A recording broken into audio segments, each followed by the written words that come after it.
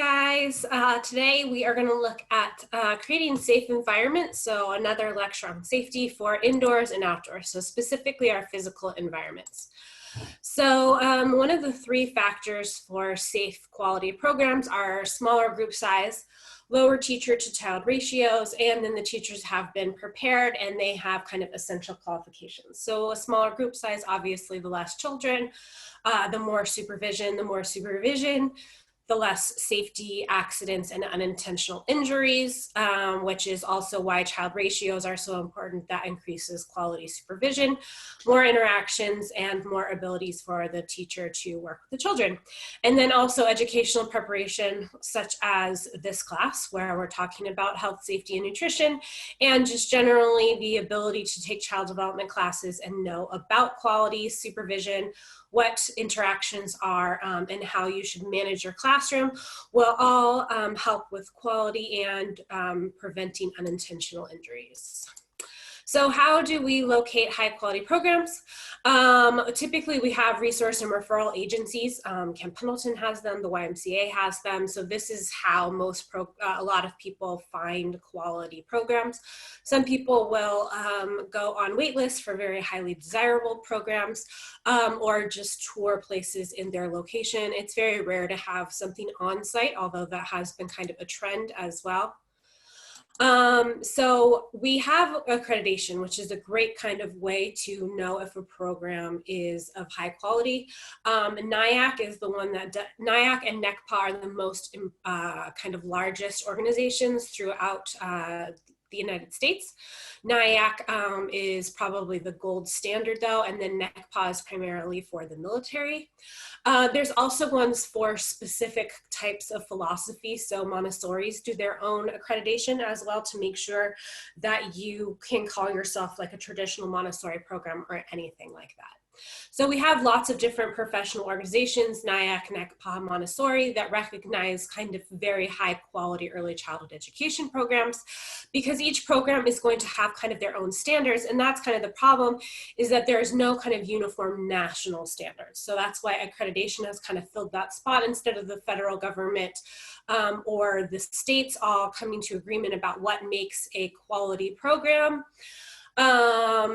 We don't have that, so that's why accreditation has filled that gap. We do have Caring for Our Children, which I've linked here, which is research-based recommendations. I believe they started doing it in Colorado, and this is an attempt to start to understand what is the research-based best recommendations for early childhood education.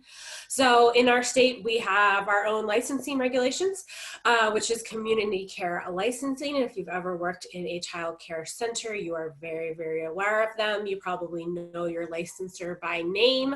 I know that I do because they do a lot of site visits. Its community care licensing is very intense, which is important. They need to make sure that we have the health and safety of the children as our primary concern. Sometimes they go a little bit overboard, but for the most part, that is kind of their job. So I'm going to play this video. I always play this video because when I started working, community care licensing didn't have a website. All of the paperwork that we had from them was super old quality. Like we couldn't get an original quality that was of high quality. Everything had been printed so many times you couldn't even read it. Everything was done by phone and fax. And now we have a website and videos and nice quality PDFs that you can download whenever you need them. So I'm always tickled that there's like videos.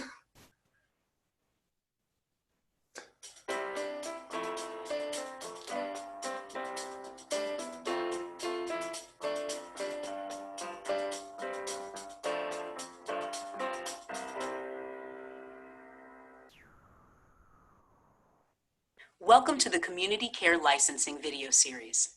There are 25 modules in this series.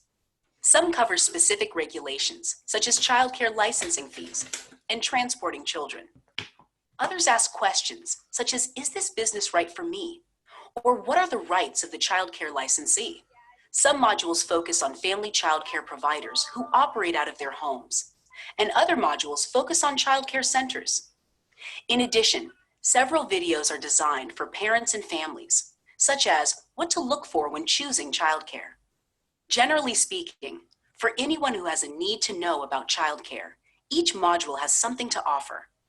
Beyond this introduction, the videos can be viewed in any order, and we do hope that providers, in particular, will look at all the modules and use them as an ongoing resource. This video introduces the Community Care Licensing Division of the California Department of Social Services and is for anyone with an interest in childcare. As a division within the Department of Social Services, our primary mission is to ensure the health and safety of all children enrolled in licensed childcare facilities in California. Through our trainings, our website, and our relationships with providers, we provide comprehensive information about the value of licensed care and what it takes to run a successful childcare operation.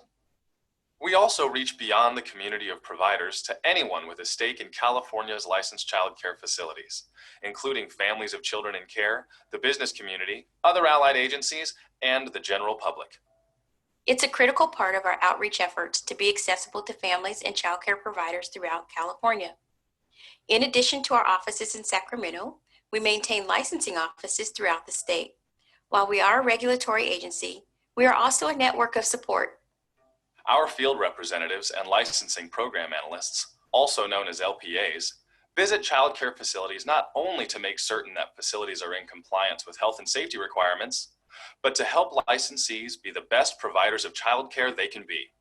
As part of this effort, we operate an advocate program to maintain connections between licensees and licensing personnel, other sources of support, and the general community. We encourage all families, licensees, and applicants to take full advantage of the ready access to our website and our personnel. Working together, we can make California's licensed child care facilities great places for contributing positively to a child's emotional, cognitive, and physical development. How does licensing ensure the health and safety of children in childcare? The key to licensing's effort to protect the health and safety of children in childcare is a thorough and fair licensing and inspection program that ensures all facilities are in compliance. As this video series shows, the licensing process includes an introduction to health and safety standards that affect the operation of childcare facilities, and a thorough inspection of every facility to establish compliance with all requirements prior to receiving a license. Because any licensing violation has the potential to put children at risk, the agency is also responsible for investigating complaints that point to a possible violation of licensing requirements, including operating a childcare facility without a license. Finally, licensing personnel are actively engaged with state and federal officials, including law enforcement. Also, other governmental and public interest entities that have an impact on children's health and well-being, such as Child Care Resource and Referral Agencies, the California Department of Public Health, and the California Department of Education, as well as the community at large. All right, so then it gets a little bit more bureaucratic after that, but I think that's a good overview if you're unfamiliar with licensing, which is a huge part of our lives. So we're going to look at indoor safety, and then we will look at a little bit more of licensing regulations, and then we will transition to outdoor safety and transportation. So we have to protect children's safety and well-being, and like the video just said, licensing is all about protecting children's health and safety. We know that children, because of their growing gross motor and cognitive development, are more vulnerable to unintentional injuries, especially from hazards in their environment, and they need more space as well. So we've got indoor safety, and I love these pictures of the tiny little toilets. My daughter was thrilled the first time she walked into her preschool classroom, and she saw all of the toilets. So the tiny little toilets. And I think it's funny when they don't have dividers in between them, and the kids just sit down next to each other and have little potty parties. So we're going to look at building location. That's really important. So my daughter's school is on a fairly busy road, and so it has a nice gate. And then my oldest were on a really busy street in Oceanside, and it had a very high gate. It wasn't just a kind of like a mid-height one. It went all the way up to keep the children safe, and there was a lock on it as well. And they learned really, really quick. It's interesting, by the really busy road, about kicking balls over the fence meant that it was like gone. Like one time they kicked it over, and I saw a car just run it over. It was like, bye ball, it's gone. And that's a great natural consequence because yeah, it's gone. They need enough space, which is about 75 feet outside for a child. We need to have good room arrangement because some rooms, if you have an excellent running track, then children are going to, do figure eights or circular running around. So you typically want to block off things so that children can't have a lot of running space. You need to make sure that there's security so that not just anybody can come in. A lot of places now have either somebody to greet you at the front door and maybe check your ID, or you need to have a code to get into the classroom as well. We need to have fire safety and evacuation plans that need to be posted in every classroom as well. And then we need to make sure that we have adequate facilities, so you're able to wash your hands, that you can use the restroom, that staff can use the restroom, that they're cleaned very often. We need to have lighting, ventilation, and air quality as well. We need to be able to see things, so it's not just super dark all the time. And you need to be able to ventilate the room either through some kind of fan, or a lot of places just will be able to open the windows as well. So I'm actually going to share the screen with community care licensing right now. So this is the community care licensing, general licensing requirements as it relates to the physical environment. This is, and I saw my daughter's school start from the very beginning. It had been a dentist's office, then it had been a child care center, then it had not been used for quite a few years. I want to say like 10 or 15 years, and then it was going to become a child care center again. So they had a lot of fire safety people out because they needed to put in the alarm. They had alarms that they needed to put in the shower things from the very top. And then they had to work with licensing a lot before they were even allowed to open. So I got to see that from the very beginning, which is interesting. So buildings and grounds, clean, safe, sanitary, and in good repair, which is something that we would want to like that. But what does that actually mean? So keep the center free of flies, other insects, and rodents. So making sure that you have rodent people come out, that you're tenting as need be. And they're most concerned about the flies and other insects in your kitchens, and making sure that you have fans on, that people are wearing all of the sanitary things. Safely dispose of water, so you're not just leaving standing water out, especially on your water tables. Disinfectants and solutions also need to be safely put away, typically in a locked cabinet off to the side as well, so the children cannot get into it. It was always kind of in a breezeway or outside where children wouldn't be able to get to it. We need to have non-slip materials on rugs, or it needs to kind of be taped down. That was the biggest one, is like having those nice cozy rugs in your circle area. Will go flying through the air as they are kind of running to get to circle time. Indoor and outdoor passageways free of obstruction, so you can't be I remember when I was a teacher, one of the places I was working for got hit because they had like their emergency exit off of one part, because it was huge center. It was actually 2 stories. It was in LA. A bunch of an emergency corridor for one of the classrooms out, because it was like at the far edge.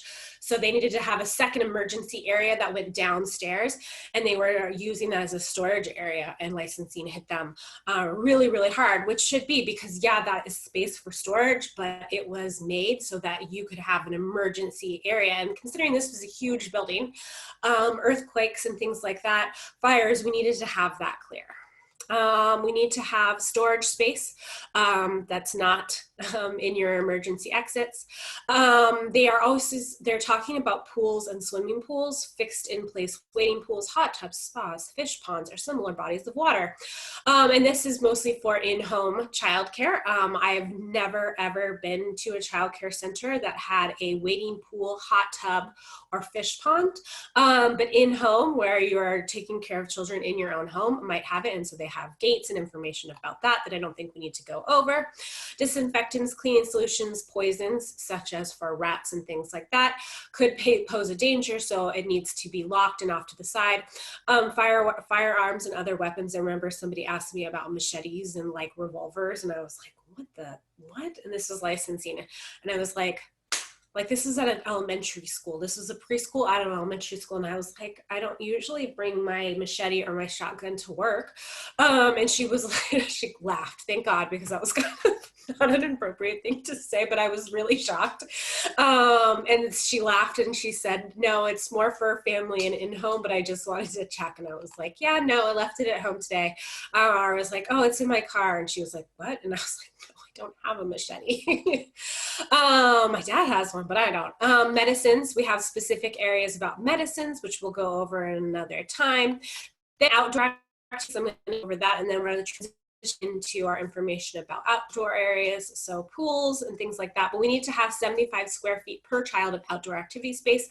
And I was making a preschool, I got to change a preschool and toddler classroom, and I was trying to redistribute the space, and I had to count 75 for capacity, and it became a nightmare. And then I had to have my husband come out and actually do the math for me because I needed to make sure that it was correct, and I was driving myself crazy.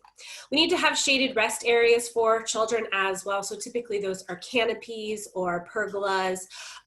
Sometimes you can also consider it from trees as well, but licensing is not as receptive to that sometimes. So a lot of times it's man-made places as well. They need to be able to reach the outdoor activity space safely. And for sometimes for this is just being able to walk, but having these safety protocols such as a rope for the children to hang on to or enough staff to get them there. Safe condition for the activities, and a lot of times when I've talked to licensing, this has been like making sure that sand is regularly cleaned up around a sandbox, because that's a really easy way to fall, and then not having the bike area, you know, on the playground, things like that. Free of hazards as well. Sand, wood chips, pea gravel, rubber mats are commercially produced for that purpose. So since I've made playgrounds before and I've been lucky enough to be at the ground level for that, you typically, the people who make the playground for you will give you some kind of certificate that is good for licensing. And if not, then you need to keep it. So if you got fake grass and then you went to Costco, you would have to keep that Costco kind of sheet talking about what the materials are, things like that, what it's made out of, chemicals for licensing to see as well. I've never had anybody ask, but I think it's always a good idea to have that. All right, so I'm going to go back to our PowerPoint, and this is on outdoor safety. So we talked about it. So you need 75 feet per child, and that is what we've kind of deemed adequate as well. I think you need 10 and 12 feet between the swing and any kind of other type of material like a sandbox, water table, playground equipment as well. So the more safe our outdoor play areas are, the more they reduce children's risk of unintentional injury and program liability issues. So, you know, if you have a monkey bars, you have liability for monkey bars, which is one of the most common ways that children break their arms every year. It's less stressful for teachers to monitor it if it is safe outdoor area that is regularly upkept as well. We need to plan lots of environments to make sure that we have space. So that's 75 feet, that we have play areas that are easy to supervise. So one of the most difficult areas that I ever had was on Camp Pendleton, and we had these alcoves, and it was really difficult. We actually had to make areas where teachers would stand so that somebody always had an eye on the alcoves, because of course that was where children wanted to be. And then we started to put materials in those alcoves. That's where we kept our art areas, because they were somewhat shaded, and things wouldn't be rained on. So that was a nice solution, but it was was really difficult. So we had to have, so if I ever had to do it again, I made sure that we wouldn't have alcoves and that things were wide open. Teachers should still be dispersed. You shouldn't just be in one area.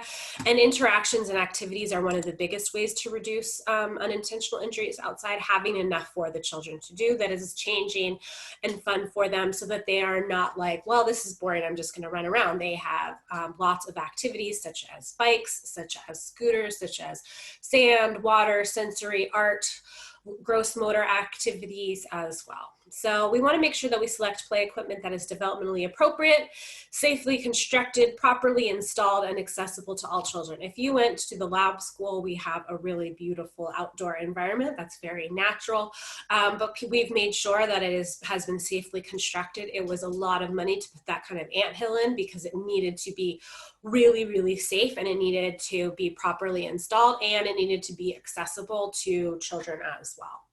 We need to maintain play equipment and surface material. So this is making sure that things are clean and sanitized, making sure that safety is kept as well. Sometimes like fake grass, which is really common, can kind of flip up like a rug. So making sure that it's been put back down, making sure that sand is covered every night, and it sometimes just needs to, even if a cat hasn't gotten into it yet, it still just needs to every once in a while have everything taken out of it and then new sand put down as well.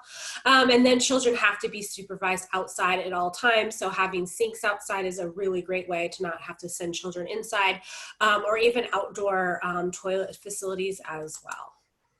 So we have a safety checklist that I am going to share with you as well.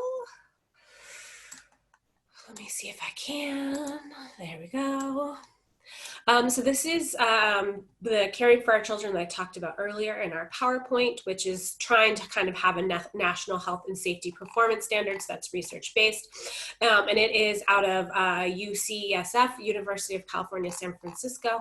And this is their safety checklist. So this is one of the best ways to make sure that, and this is a general one. So a lot of programs will have like, somebody who comes in to evaluate you might use this, but your own individual program based on your location, what the environment looks like, what streets it's on, how many children you have, the ages of children, you might add or take away certain things. And this would be your daily safety checklist that you might do every day to make sure that your program is as safe as possible. So here we have emergencies, medications, equipment, furnishings, so phone numbers, fire extinguishers, which need to be inspected annually, smoke detectors, first aids, list of accreditation standards or regulations or who to call for licensing, how medications are stored over the counter and prescription medications, windows that you can get fresh air either from the window or from the fan and ventilations, because you don't want to walk in and smell poop or chemicals or anything like this. You don't have a lot, there's no oil heaters. I don't think I've ever seen an oil heater. I guess camping. There's no portable kerosene space heaters. So this is no charcoal grills. Should be inside, which is like no doubt. But once again, I'm sure somebody's done it and now they have to have a regulation against it. Electrical outlets, tamper resistant, plastic bags, matches, candles, and lighters are stored out of children's reach because you might need all of those in your emergency kit, but it's definitely not something that you're going to want to just like give a child a bunch of matches in plastic bags. But you know, I'm sure somebody has seen that somewhere. Climbing equipment and furnishings, open sides of the rails. So this is everything, and we're only about halfway through. So sunscreen, and then per licensing requirements, you also have to have a sunscreen form as well. So I have put the link for you guys, which is right here. And this is a fantastic safety checklist. Once again, it is a downloadable PDF, and most programs will take this and build upon it because you might have other concerns because of the location or safety or regulations from the federal government or state government as well. I did want to just talk on poisonous plants and vegetations because gardens have become a really big and wonderful part of most programs, and I love that children are going outside, getting dirty, getting messy, and starting to grow things. These are the top 6 toxic plants to avoid in the children's garden. Daffodils, it's not the actual flower, it's the bulb that goes in the ground. Poinsettias are very, very toxic as well. I believe to dogs as well, but definitely for children. And so no poinsettias in your classrooms either, which I know are really like Christmas time, we have poinsettias. But yeah, if you eat them, you're definitely gonna have some stomach issues. And yeah, rhododendrons, which are not very common out here, which are beautiful, kind of more tropical plants, kind of. And this can be fatal if they're swallowed as well. Same with morning glory, and it's just the seeds, but I guess they're hallucinogenic. So it's kind of like LSD if you were to be eating morning glory. So those are just the seeds. And then mistletoe as well, which is so funny. Once again, a very popular seasonal flower, but it can be fatal as well. And then amaryllis, once again, the bulbs, the part that are in the bottom are very fatal. These are often sold in winter at Costco, and they're beautiful as well, but not something we want to have at our center. And then because of the topic, this is poison control. So children under the age of 6 account for 50% of the poisonings in California. So it is something we need to think about, because the young children that we work with are why we have so many poisonings. They're down on the ground, often eating and picking up things as well. And I have the website for our Cal Poison, and there's actually a really great training that you can do. So if you were looking for something to do, or it might be something professional development. If you have professional development, you might want to take this training. It's a free training, and it would probably count for most people's professional development. And then it's so fantastic that we have poison control, which is 24/7, every single day, even Christmas, Thanksgiving, anything like that. You can call 1-800-222-12222.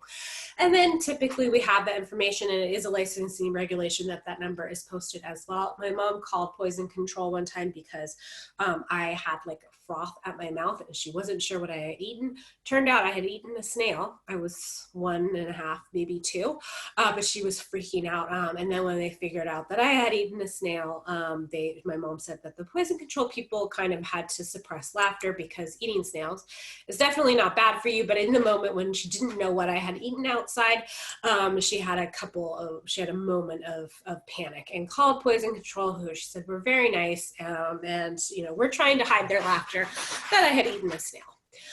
So transportation, so motor vehicle injuries are the leading cause of death for children under the age of 15, and that is nationwide. And in 2016, 723 children died as occupants in those motor vehicles, so they were in that, and then 120,000, almost 130,000 were injured. So this is an average of 2 deaths and 350 injuries every day as being occupants of transportation. So we need to make sure that you're in your safety seats, and I know that these regulations are often changing and I have to look them up myself, but being in the correct child safety seats reduces the risk of death in passenger cars by 71% for infants and 54% for toddlers ages 1 to 4 years. And children's skeletal system and muscular system, since it's still developing, puts them at a greater risk of injury than us. And that's why children are spending time in car seats and booster seats much longer than they did in past generations, as we're doing more research and we're finding out that they need some kind of restraint system different than adults, because they are physiologically different than adults as well.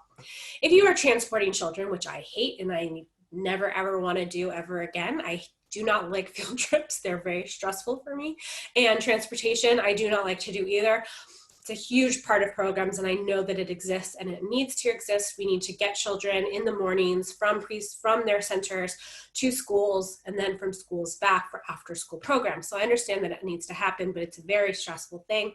You need insurance and you need liability. Typically you have most people do not use private vehicles. They use more commercial vehicles, and the person who drives it needs to have that commercial license. They need to be equipped with proper safety seats, seat restraints, and a fire extinguisher as well, which is really important. Privately owned vehicles should be discouraged to limit your liability, but there are no regulations as of right now against it. But you have to have the appropriate license for the vehicle that you have, and you need to be the insured driver. The vehicle should be inspected for safety. It should have a fire extinguisher, like I said, as well. And then travel plans should be developed, reviewed, left with the director, and followed precisely. So this would be getting you to school and back, or if you're going to a field trip, this is the roads that I'm taking to get there. And then also we have, if you leave a program's physical location, even to go across the street to a park, you need to have a medical and contact information for all your children. You need to have a first aid kit. You need to have medicines in the secure case, so EpiPens, anything that the children might need. You need to have a cell phone so people can get a hold of you, although I don't feel like I even need to put that anymore. Everybody has a cell phone all the time, but obviously we need to have a way for that person to call the center and the center to call that person. And you should have an emergency kit as well. If you were looking for more information on health, safety, and nutrition, because you're in quarantine and you're bored, here's a 20-minute video from the California Early Childhood Educator Competencies.